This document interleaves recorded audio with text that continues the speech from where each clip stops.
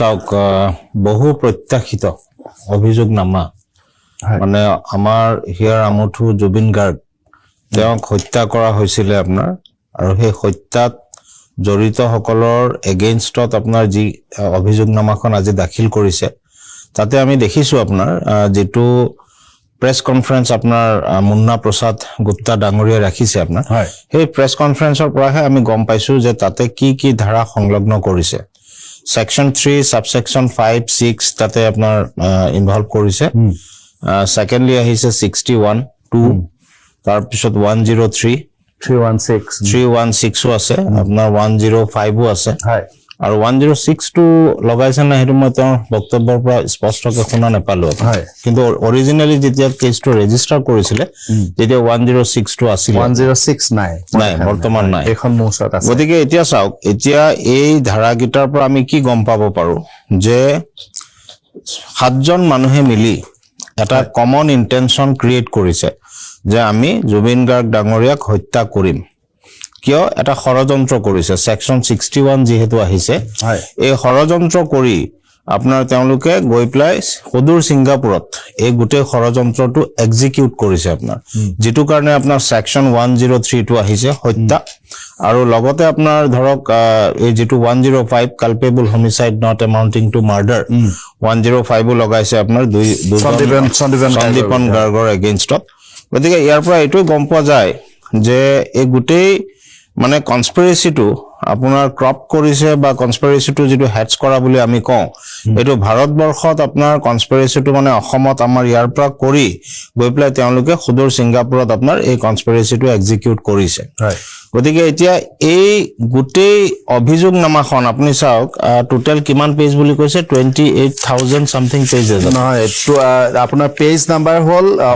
12270 total page আৰু মূল চাৰ্জশিটখন 2499 গতিকে এটো হল ভাৰতবৰ্ষৰ এখন আপোনাৰ মই যিমান দূৰ ইতিয়ালৈকে গম পাইছো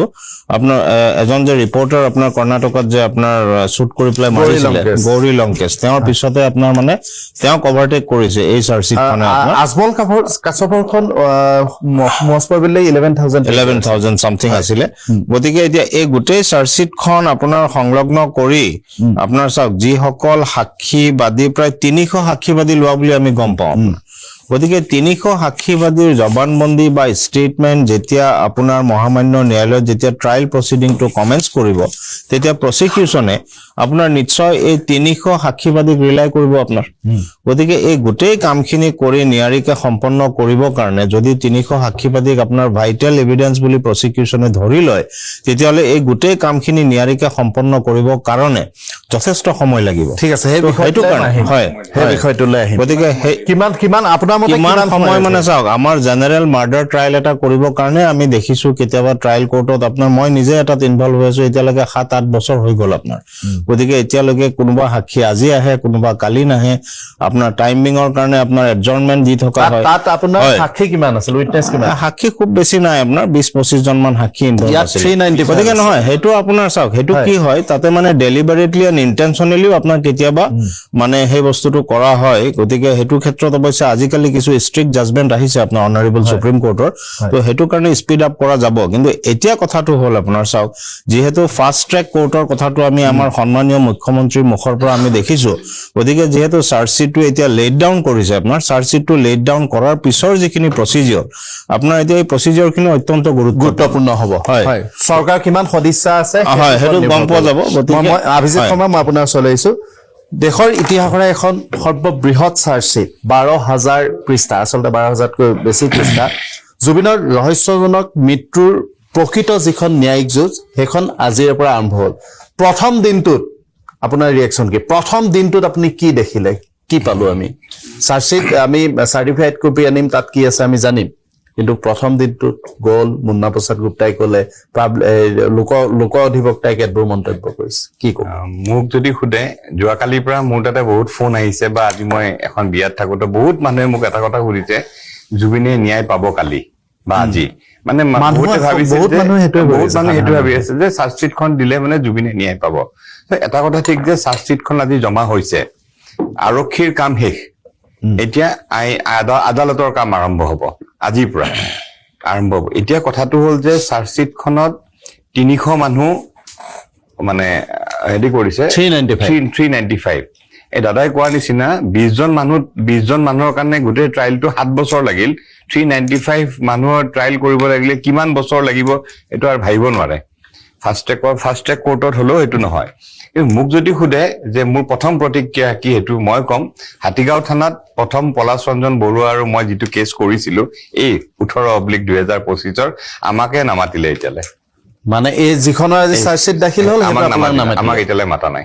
এইটো এটা ফোনো অহা নাই আমাক এতিয়ালে মাতা নাই প্ৰথম 2 নম্বৰ কথাটো হ'ল যে এই 5 জনে অকল অভিযুক্ত নেকি 7 জন আৰু নাছিল নেকি শ্যামকানু মহন্ত বাকি যিকেজন আছে সেইকেজনৰ বাদে ইয়াত থকা মানুহ কেজন নাছিল নেকি অভিযোগ তেওঁলোকক কিয় এৰেষ্ট কৰা তেওঁলোকতো ভাৰতীয় নাগৰিক আছিল তেওঁলোক ভাৰতীয় নাগৰিক আছিল তাৰে এজনক বাদ দি এজনক বাদ দি বাকিখিনি ভাৰতীয় নাগৰিক তেওঁলোকক আচলতে পাছপোৰ্ট কেনচেল কৰিব পাৰিলে বহুত কিবা কি কৰিব পাৰিলে কিন্তু তেওঁলোকক তদন্ত আওতালে আনিছে এদিন ভিআইপি নিচিনাকৈ আনিছে আৰু থৈ আহিছে এইটো বেলেগ কথা কিন্তু তেওঁলোকক কিয় এৰেষ্ট কৰা নহল সোধপোছ কৰা নহল ভালকৈ এইটো এটা কথা থাকি গ'ল দ্বিতীয় কথাটো হ'ল আপোনাৰ মোক যদি খুদে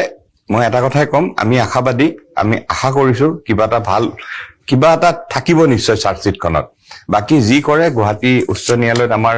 পিআইএলটো আছেই 17 তাৰিখে তাৰ শুনানি আছে বাকি যি কৰে আমি আমাৰ আদালতত আমি আমাৰ পিআইএলটোৰ মতে আমি যাম হয় হান্দৰ বৰঠাকুৰ ডাঙৰীয়া আজিৰ দিনটোৱে জুবিনৰ ন্যায়ৰ বাবে ৰৈ থকা লাখ লাখ অনুৰাগীক আচলতে কি দিলে মই আৰম্ভণিতে ওপেনিং ৰিমাৰ্ক কৰিছো চাৰ্জশ্বিটখনত কি আছে অভিযোগনামাখনত কি আছে সেইটো নোচোৱাকে এটা মন্তব্য কৰাটো কঠিন কিন্তু যদি সঁচাকে চাৰ্জশ্বিটখনে তেওঁলোকৰ এটা মানে কোনো ধৰণৰ সুৰুঙা নথকা এটা অনুসন্ধান যদি কৰি তেওঁলোকে এখন চাৰ্জশ্বিট দিছে তেতিয়াহ'লে মই ভাবো যে সেইটো জুবিন গাৰ্গৰ ন্যায় প্ৰাপ্তিৰ ক্ষেত্ৰত সেইটো এটা খোজ হ'ব পাৰে কিন্তু সেইটো নিৰ্ভৰ কৰিব যে আপোনাৰ চাৰ্জশ্বিটখনত সঁচাকে সকলো পানী নখৰকাকে এটা তদন্ত চলিছিলে নে নাই সেই তদন্ত সকলো যিবিলাক মানুহক সাঙুৰি ল'ব লাগিছিল সেই মানুহক সাঙুৰি ল'লে নাই এনে ধৰক এটা মই সৰু এটা উদাহৰণ দি পেলাই কথাটো তেখেতৰ মই কথাটো ৰাত ধৰিয়ে কম শৰ্মা ডাঙৰীয়া যেটো ক'লে ধৰক কনস্পিৰেসি এটা হৈছিলে কনস্পিৰেসিটোত এজন মানুহক দিল্লীৰ ছিংগাপুৰলৈ লৈ যোৱা হৈছিলে ছিংগাপুৰলৈ লৈ যোৱাৰ পিছত তাত এদিন থকাৰ পিছত তেওঁক এখন ইয়টলৈ অনা হৈছিলে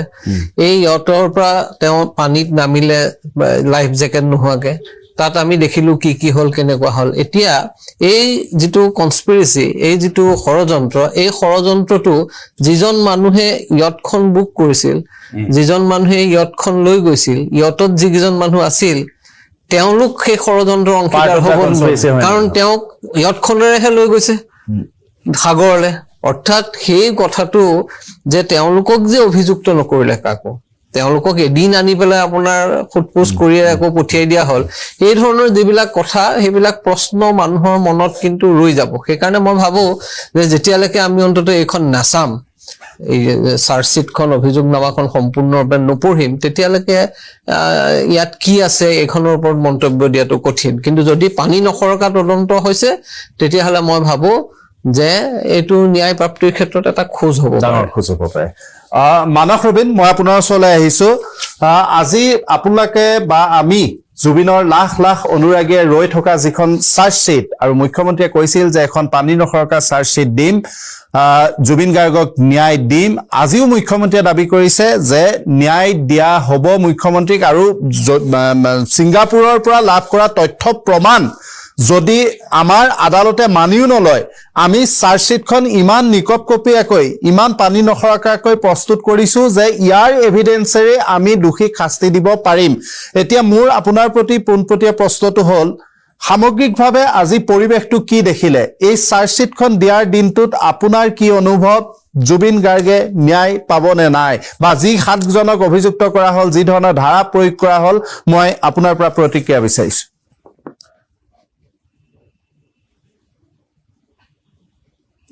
প্ৰথম কথাটো হ'ল যে একো প্ৰিমেচিউৰ কথা ক'বলৈ বেয়া লাগিব এক্স্যাক্টলি 2 নম্বৰ কথাটো হ'ল চাৰ্জশ্বিটখন আমি পঢ়া নাই দেখা নাই গতিকে যি খবৰ পাইছো সংবাদ মাধ্যমৰ জৰিয়তে পাইছো বা SIT যিজন মুৰব্বী তেখেতৰ মুখেৰে শুনিছো। গতিকে এতিয়া আমি সকলোৱে অপেক্ষা কৰিব লাগিব এইটো আমাৰ মহামান্য ন্যায়ালয়ে কি ৰায়দান দিয়ে সেইটো কাৰণে। গতিকে ইয়াৰ আগত এনেকুৱা বহু ঘটনা আমি সাক্ষী হৈছো যিবোৰৰ পুলিচৰ ফালৰ পৰা বহুত ডাঙৰ গোচৰ তৰা হয়, কিন্তু শেষত গৈ ন্যায়ালয়ত গৈ মুখ ঠেকেচা খাবলগীয়া হৈছে। গতিকে তাৰ পৰা আৰক্ষী বিভাগে নিশ্চয় শিক্ষা লৈছে বুলি মই ভাবো। আৰু দ্বিতীয় কথাটো হ'ল যে যিটো সময় সীমাৰ ভিতৰত তেখেতসকলে চাৰ্জশ্বিটখন দাখিল কৰাৰ কথা আছিল, সেই সময়সীমাৰ ভিতৰত দাখিল কৰাৰ কাৰণে ধন্যবাদো জ্ঞাপন কৰিছো। কিন্তু তাত যদি কিবা লেকুনা থাকি গৈছে, কিবা যদি ত্ৰুটি থাকি গৈছে,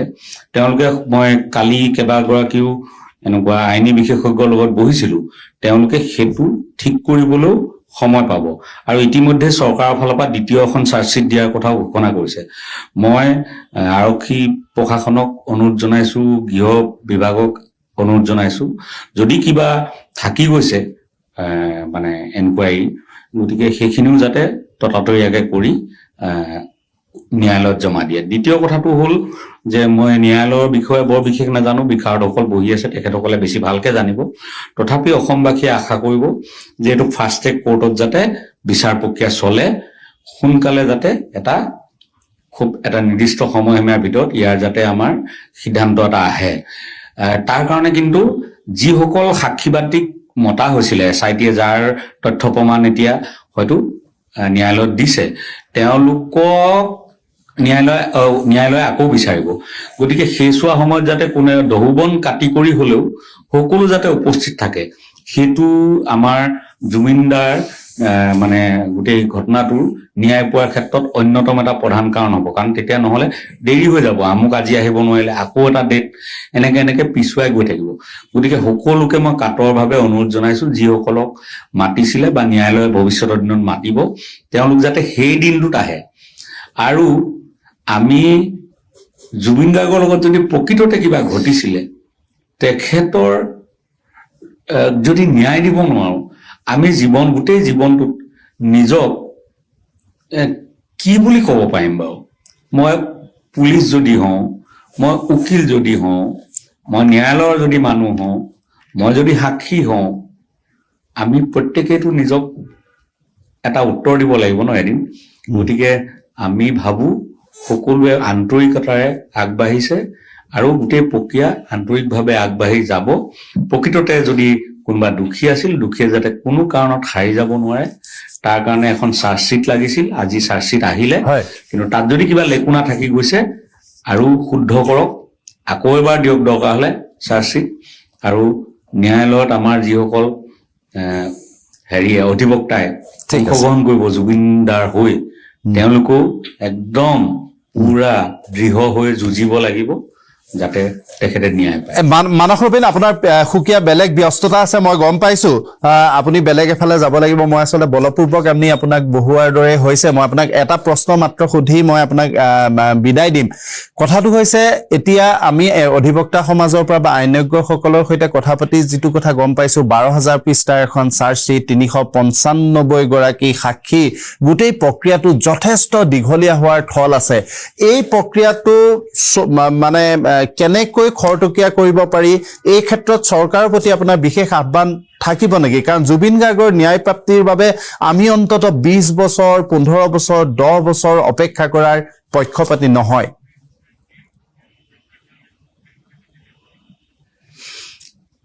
সেইটো ইতিমধ্যে আমাৰ ফালৰ পৰাও ৰখা হৈছিলে আৰু চৰকাৰৰ ফালৰ পৰাও কোৱা হৈছে যে জুবিন গাৰ্গৰ যিটো ন্যায়িক প্ৰক্ৰিয়া সেইটো ফাষ্ট ট্ৰেক কোৰ্টৰ দ্বাৰা কৰা হ'ব। গতিকে সেইটো হলে খুব ভাল হয়, কিন্তু ফাষ্ট ট্ৰেক কোৰ্টত কিমান সোনকালে হয় মই ইমান অৱগত নহম।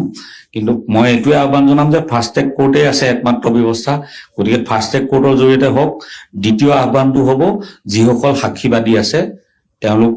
নিশ্চিতভাৱে, যিহেতু ঘটনাৰ কাৰণে SITয়ে মাতিছে, জুবিন গাৰ্গ ডাঙৰীয়াক এবাৰ নহয় এবাৰ লগ পোৱা মানুহ,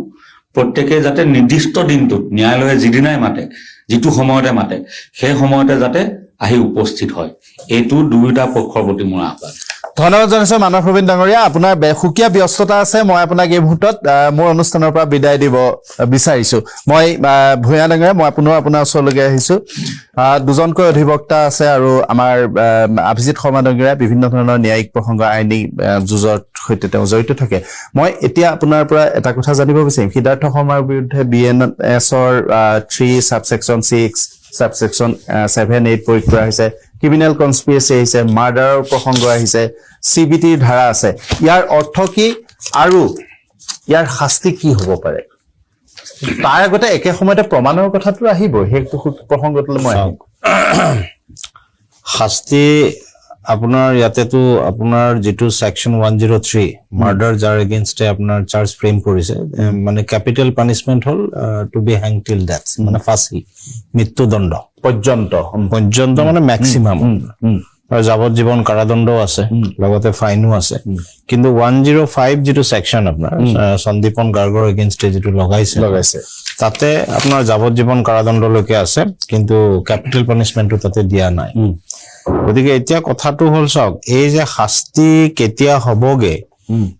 আৰু কিমান খৰতকীয়াকে কৰিব পাৰিব, এই গোটেই বস্তুটো ডিপেণ্ড কৰিব এতিয়া গভৰ্ণমেণ্টৰ সদিচ্ছাৰ ওপৰত। এতিয়া ইমিডিয়েটলি আমাৰ সন্মানীয় মুখ্যমন্ত্ৰী ডাঙৰীয়াই কৈছিলে যে আমি চাৰ্জশ্বিটটো দাখিল কৰাৰ পিছে পিছে আমি মানে আমাৰ অনাৰেবল গুৱাহাটী হাইকোৰ্টত এপ্ৰচ কৰিব টু, আজিও তেওঁ কৈছে শান্তনু দাও জানিব যে মানে টু কনষ্টিটিউট এ মানে ফাষ্ট ট্ৰেক কোৰ্ট। তো ফাষ্ট ট্ৰেক কোৰ্ট বুলি কৈ দিয়াৰ লগে লগে তাতে আপুনি চাওক ফাষ্ট ট্ৰেক কোৰ্ট বহুত আছে। আজি চাওক অত্যন্ত এটা মই আপোনাক এটা জ্বলন্ত উদাহৰণ দি আছো, অভিনীল যিটো হত্যাকাণ্ড হৈছিলে কাৰ্বি আংলঙত আপোনাৰ, সেই হত্যাকাণ্ডৰ আজিলৈকে কিন্তু সুবিচাৰ নহলগে আপোনাৰ, এতিয়ালৈকে ট্ৰায়েল কনক্লুড হোৱাই নাই, ট্ৰায়েল চলি আছে, কিমান বছৰ হৈ গলগে। গতিকে এই যে যিটো আপোনাৰ ধৰক আজি যিটো এটা উদ্যম আছে আপোনাৰ গোটেই অসমবাসী যিটো এটা আপোনাৰ বিৰাট মানে আপুনি চাওক, আমি জুবিন গাৰ্গ বুলি শব্দটো আমাৰ জীৱনৰ এটা অংগ হৈ গৈছে। গতিকে এই বস্তুটো যে আমি এৰাই চলিব পাৰিম এইটো সম্ভৱ নহয়। গতিকে সেইটো কাৰণে এই ফাষ্ট ট্ৰেক কোৰ্টটো মই ভাবো যে গভৰ্ণমেণ্টে যদি সদিচ্ছা কৰে ডে টু ডেও আপোনাৰ চলোৱাৰ প্ৰভিজন আছে ন দাদা, ডে টু ডেও চলাই পেলাই আপোনাৰ মানে গোটেই বস্তুটো যিমান সোনকালে পাৰে আপোনাৰ ধৰক এবছৰৰ ভিতৰতো যদি হয়, মই ভাবো it will be very fast. গতিকে তেতিয়াহে গৈ পেলাই আপোনাৰ মানে সন্মানীয় জুবিন গাৰ্গ ডাঙৰীয়া আপোনাৰ ন্যায় পাব। আৰু চাওক, জাষ্টিছ ফৰ জুবিন গাৰ্গৰ যিটো শ্লোগান, ডিজিটেল যিটো কেম্পেইন চলি আছে, গৈ প্ৰায় 7 লাখ 10 লাখৰ নিচিনা ওচৰ এৰাউণ্ড 7 লাখ কিজানি ক্ৰছ কৰিছে, আপোনাৰ 7 মিলিয়ন। গতিকে এতিয়া কথাটো হ'ল যে ৰাইজে চাওক, এই যে টেকনিকেল ইছ্যুজ যিটো আহে যেতিয়া এটা ক্ৰিমিনেল ট্ৰায়েল চলিব, এতিয়া আজি আমি আবেগৰ বশৱৰ্তী হৈ আপোনাৰ বিভিন্ন কথা ক'ব পাৰো, কিন্তু যেতিয়া ন্যায়ালয়ত আপোনাৰ যেতিয়া ক্ৰিমিনেল ট্ৰায়েল এটা চলিব নহয়, ন্যায়ালয়ে আপোনাৰ তাতে কোনো ধৰণৰ আবেগ আৰু ইমোচনক প্ৰশ্ৰয় দিব নোৱাৰে। ইয়াতে কি হ'ব, আপোনাৰ এই যে গভৰ্ণমেণ্টে বা যিটো SIT-য়ে যেতিয়া আপোনাৰ স্পেচিয়েল ইনভেষ্টিগেশ্যন টিমে যিখিনি চাৰ্জ ফ্ৰেম কৰিছে 103 লগত তেওঁলোকে কিমানখিনি এভিডেন্স কালেক্ট কৰি পেলাই দিছে, এই এভিডেন্স খিনিয়ে যদি সেই চাৰ্জ খিনিক বিয়ণ্ড অল ৰিজনেবল ডাউট যদি আপোনাৰ প্ৰুভ কৰিব নোৱাৰে, তেতিয়াহ'লে এইটো সাংঘাতিক কথা হ'ব।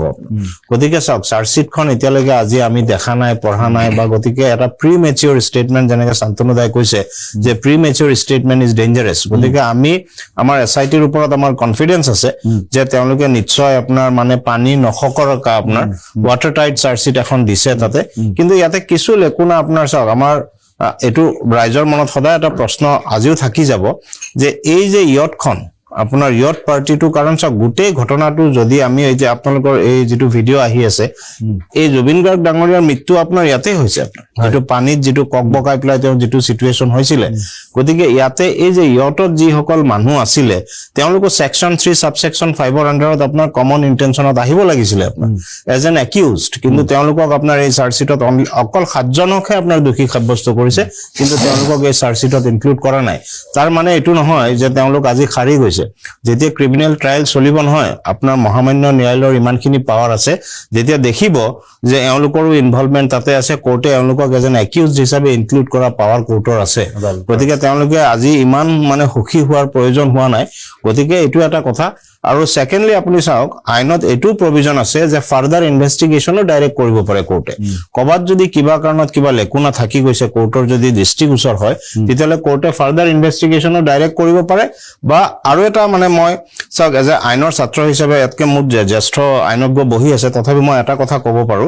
যে আজি এই চাৰ্জশ্বিটখন প্ৰথমতে আপোনাৰ সন্মানীয় জুবিন গাৰ্গ ডাঙৰীয়াৰ গাৰ্জেন যিসকল আছে ধৰক তেওঁৰ ৱাইফ আছে চিষ্টাৰ আছে বা বাপেক আছে তেওঁলোকে ল'ব লাগে পঢ়িব লাগে আৰু বিশিষ্ট আইনজ্ঞসকলৰ লগত বহি আলোচনা কৰিব লাগে যে এই চাৰ্জশ্বিটখনত ক'বাত কিবা লেকুনা থাকি গ'ল নেকি যদি থাকি গৈছে তেওঁলোকে প্ৰটেষ্ট কৰাটো মোৰ মতে জৰুৰী before commencing of the trial কাৰণ ক'বাত যদি সুৰুঙা থাকি পেলাই ট্ৰায়েলটো যদি প্ৰচিড কৰে তেতিয়াহ'লে আপোনাৰ ভৱিষ্যতে মানে আইনী সুৰুঙাৰ সুযোগ ল'ব পাৰে একিউজডসকলে ডাঙৰ কথা কৈছে আপুনি বৰঠাকুৰ মই আপোনাৰ ওচৰলৈ আহিছো শ্যামকানু মহন্তৰ ক্ষেত্ৰত ইয়াৰ অন্যতম অভিযুক্ত তেওঁৰ ক্ষেত্ৰত 103 টো আছে প্যাৰেলেলি তেওঁৰ এগেইনষ্টত 308 সাবসেকশন 2 এক্সটৰ্শন 318 চিটিং এভিডেন্স ডিষ্ট্ৰাকশ্যনৰ ধাৰাও প্ৰয়োগ কৰা হৈছে এইবোৰ কি প্ৰসংগত আহিব পাৰে আৰু ইয়াৰ শাস্তি কি হ'ব পাৰে চক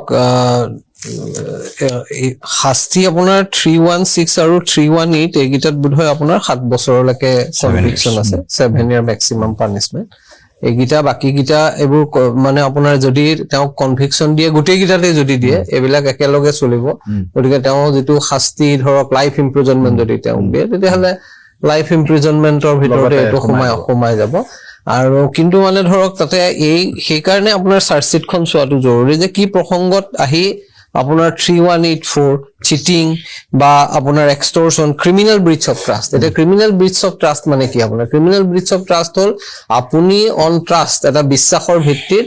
মোক এটা কিবা এটা দিছে আপোনাৰ প্ৰপাৰ্টি এটা দিছে মই সেই প্ৰপাৰ্টিটো যেতিয়া লৈছো কিন্তু তাৰ মাজতে মই গোটেই বস্তুটো আপোনাৰ প্ৰপাৰ্টিটো মোৰ নিজৰ কৰি পেলাইছো আচ্ছা তেওঁৰ ট্ৰাষ্টটো যেটো ৰাখিছিল সেইটো মই ভংগ কৰিছো এতিয়া তেওঁ ইয়াত আপোনাৰ চাৰ্জশ্বিটখন নোচোৱালৈকে আপুনি গম নাপাব যে এইটো কি প্ৰসংগত এইটো আহিছে কোনে কি সম্পত্তি তেওঁক দিছিলে যেটোৰ কাৰণে তেওঁ মানে আপোনাৰ ব্ৰিচ কৰিছে ট্ৰাষ্টটো বিশ্বাসটো কাৰ ট্ৰাষ্টটো ব্ৰিচ কৰিছে মানে মৃত জুবিন গাৰ্গৰ ট্ৰাষ্ট ব্ৰিচ কৰিছে নে অন্য কাৰবাৰ কৰিছে গতিকে সেই কাৰণে আৰু এক্সটৰ্শন যদি কৰিছে কাৰ ওপৰত এক্সটৰ্শন কৰিছে এক্সটৰ্শনৰ আপোনাৰ এটা কথা চাব যে প্ৰথম যিখন এফআইআৰ দিছে তাত এক্সটৰ্শনৰ প্ৰসংগ কোনো উল্লেখ নাই এতিয়া তেওঁ যদি এক্সটৰ্শন কৰিছে জুবিন গাৰ্গক এক্সটৰ্শন কৰিছিল নে অন্য কাৰবাৰ কৰিছিল এইবিলাক কথা আচলতে চাৰ্জশ্বিটৰ পৰাহে ওলাব মূল বিষয়টো কিন্তু আপোনাৰ 103 বা 105 culpable whether it is a murder or a culpable homicide not amounting to murder এই দুইটাৰ ভিতৰতে কিন্তু মূল কথাটো সোমাই থাকিব সেই কাৰণে মই ভাবো যে সেই গোটেই বিষয়বিলাকক আৰু আমাৰ ভুঞাই যেটো কথা কৈ গল হেতু এটা গুৰুত্বপূৰ্ণ কথা যে আপোনাৰ আমাৰ আইনত বিশেষকৈ বিএনএছৰ সেকশন 346ত আপোনাৰ ডে টু ডে ট্ৰায়ালৰ কথা আছে গতিকে ডে টু ডে ট্ৰায়ালৰ ব্যৱস্থাটো চৰকাৰে কৰিব পাৰে কিন্তু তাৰ আগতে আপোনাৰ এখন ফাষ্ট ট্ৰেক কোৰ্ট ডেজিগনেট কৰিব লাগিব যি হাই কোৰ্টে হেমতে তাৰ পিছত আপোনাৰ তাত গৈ এটো যেটো সিজিএম ৰ পৰা গুটে কমিট হ'ব লাগিব তাৰ আগতে সিজিএম ৰ এপিয়াৰেন্সৰ পৰা আৰম্ভ কৰি সকলোখিনি কাম সম্পূৰ্ণ হ'ব লাগিব হৈ তাৰ পৰা যেতিয়া যাব যোৱাৰ পিছতো আপোনাৰ ইমান সহজ নহয় 12000 আপোনাৰ প্ৰায় পৃষ্ঠাৰ যেতিয়া চাৰ্জশ্বিট হ'ব সেই ডকুমেন্টছ বিলাক প্ৰতিজন অভিযুক্তক দিব লাগিব সেই প্ৰতিজন অভিযুক্তই সেইবিলাক ভেৰিফাই কৰিব লাগিব যে তেওঁলোকে সকলো ডকুমেন্টছ পাইছে নে নাই তাৰ পিছত আপোনাৰ এই দীঘলীয়া প্ৰক্ৰিয়াৰ মাজেৰে কিন্তু গোটেই বস্তুটো যাব গতিকে সেই কাৰণে চৰকাৰে কিমান ক্ষিপ্ৰতাৰে কিমান তৎপৰতাৰে ফাষ্ট ট্ৰেক কোৰ্টটো কৰে আৰু বাকিবিলাক কাম এতিয়া ধৰক আপোনাৰ আমাৰ নৰ্মেল যেতিয়া এটা ট্ৰায়াল চলোৱা হয় তেতিয়া কি হয় এটা পেন ড্ৰাইভত আজিকালি কাগজ দি দিয়ে কাগজ দি দিয়াৰ পিছত আমি চাই পেলাই দেখো যে এইখিনি কাগজ নাই সেইখিনি কাগজ নাই আকৌ গৈ পেলাই এখন এপ্লিকেশন দিও দি পেলাই কাগজ বিচাৰিব লাগে সেই ধৰণৰ যদি কাৰবাৰ হয় গতিকে প্ৰতিটো ষ্টেজতে খুব সূক্ষ্মভাৱে আৰু খুব কোনো ধৰণৰ গাফিলতি নোহোৱাকে যদি কামটো কৰিব পাৰে তেতিয়া হলে এটো হয়তো মানে আপোনাৰ এটা এবছৰৰ ভিতৰত অন্তত শেষ হোৱাৰ সম্ভাৱনা আছে যদিও মই তেনেকুৱা সম্ভাৱনা দেখা নাই তথাপি তেনেকুৱা সম্ভাৱনা আছে আদাৰৱাইজ মই ভাবো যে সেই সম্ভাৱনা এটা কথা বৰ্তমান আপুনি মোক কওক যে এতিয়া সিজেমত আছে এনেকুৱা কিবা পৰিৱেশ মোক এজন আইনৰ সৈতে জড়িত মানুহে কৈছিল এনেকুৱা কিবা পৰিৱেশ থাকিব পাৰে নেকি যে এইটো সেশন কোৰ্টলৈ তেওঁ ৰেফাৰ কৰিব পাৰে বা নাই ৰেফাৰৰ প্ৰশ্নই নাই এইটো 302 এইটো সেশন ট্ৰায়াবল কেছ এইটো কেৱল সেশন জাজে কৰিব লাগিব ট্ৰাই এইটো সিজিএমত চাৰ্জশিটখন দাখিল কৰে সিজিএমে এইসকলক এতিয়া যিসকল অভিযুক্তক তেওঁলোকক এপিয়াৰেন্স হ'ব এপিয়াৰেন্স হোৱাৰ পিছত তেওঁলোকক গোটেই বিষয়টো কপিবোৰ দিব দি পেলাই তাৰপিছত আপোনাৰ সেশনলৈ কমিট কৰি দিব আমাৰ আন্তনুদা মই এটা কথা এতিয়ালৈ বুজি পোৱা নাই তেওঁলোকে বেলৰ কাৰণে কিয় এপ্লাই কৰা নাই চক এতিয়া এইটো সেইটো বস্তু মানুহে চবে সুধিব মই সেইটো এটা কথা ভাবো যে এইটো এটা গুৰুত্বপূৰ্ণ কথা